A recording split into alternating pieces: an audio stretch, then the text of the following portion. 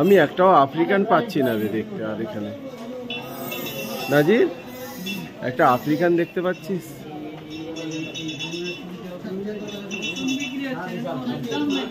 কি কি করে বলি? ওগুলো কি রে? ওগুলো সেই আলিফ লাইলার ওই মগ মনে কি বলে, চক?